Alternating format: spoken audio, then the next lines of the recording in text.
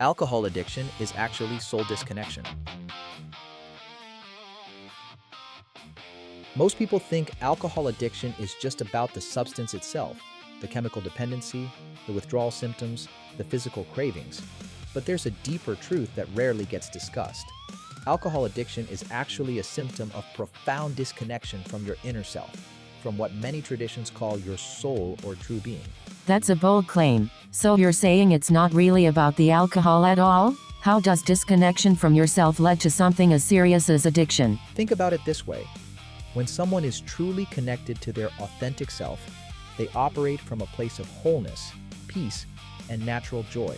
They don't need external substances to feel alive or to escape their reality. But when you're disconnected, living according to others' expectations, suppressing your true desires, ignoring your inner voice, a void opens up inside you.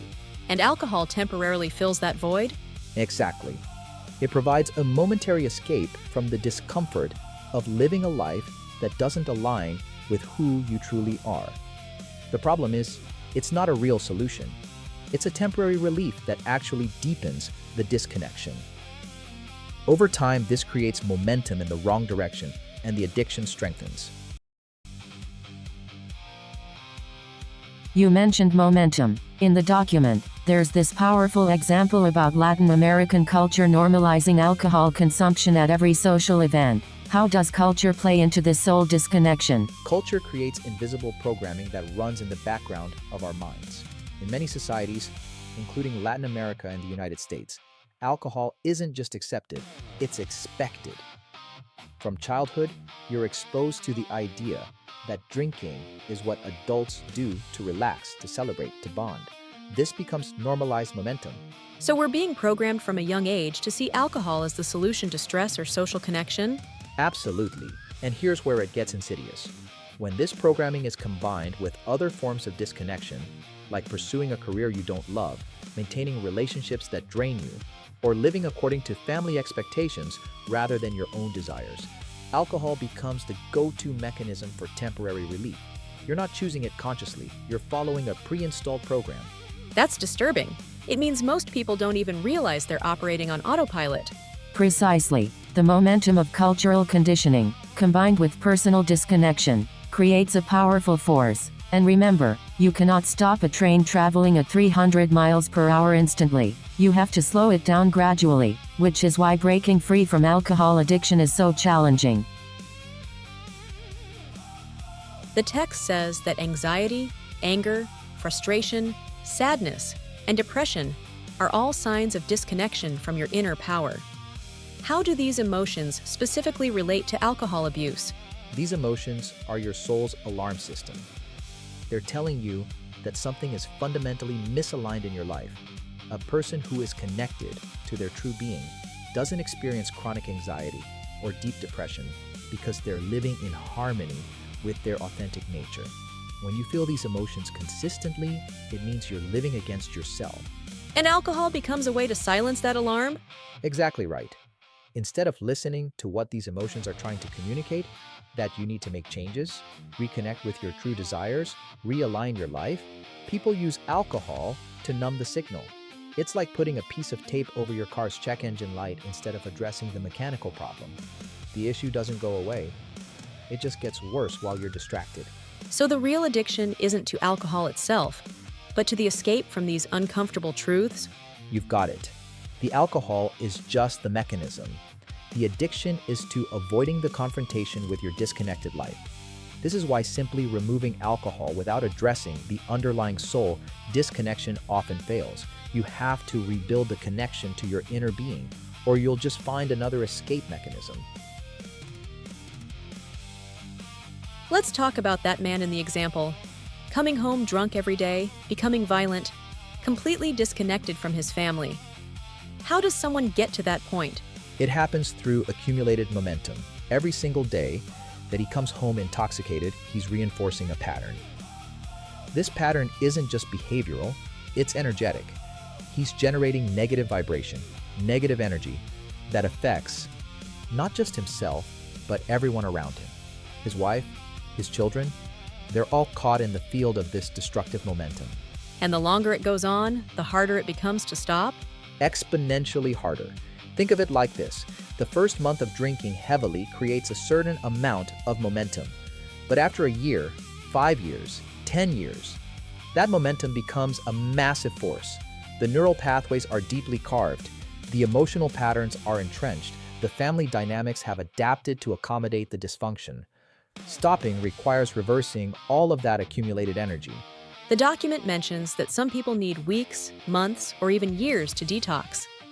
Is that because they're not just detoxing from the substance, but from the entire momentum they've built? Brilliant observation. Yes, exactly. Physical detox might take days or weeks, but psychological and spiritual detox, unwinding that momentum, rebuilding neural pathways, reconnecting with your authentic self, that takes much longer. This is why the process cannot be rushed. You have to gradually slow the train down before you can redirect it. So how does someone actually begin to break this cycle? What's the first step toward reconnecting with their inner being? The first step is always awareness. You have to recognize that the emptiness you're trying to fill with alcohol is actually a signal. It's your soul telling you that you're living out of alignment. Once you have that awareness, you can begin to reduce the negative momentum gradually, not through willpower alone, but by introducing small positive habits that start building momentum in the opposite direction. What kind of habits are we talking about? Simple things that reconnect you with yourself. Daily exercise, which literally expands your electromagnetic field and makes you more energetically coherent. Reading books that challenge your current thinking and expand your awareness. Practicing stillness, meditation, or simply sitting quietly to hear your inner voice beneath all the external noise.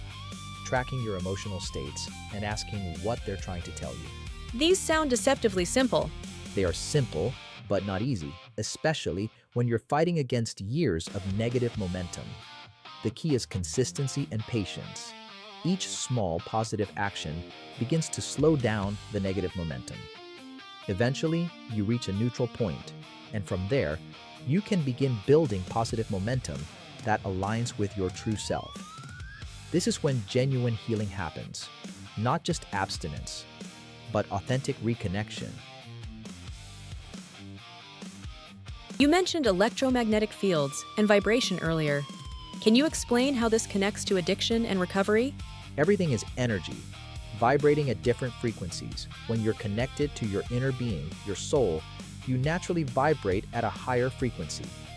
This frequency is characterized by feelings of joy, peace, purpose, and wholeness. But when you're disconnected, your vibration lowers. You experience anxiety, depression, frustration. Alcohol temporarily alters your state, but it actually lowers your overall vibration even further. So recovery isn't just about stopping drinking, it's about raising your vibration? Exactly.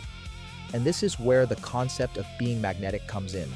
When you raise your vibration through authentic connection to yourself, you literally become more magnetic. You attract better opportunities, healthier relationships, circumstances that align with your true purpose. This isn't metaphysical wishful thinking. It's based on the law of vibration, which operates as consistently as gravity.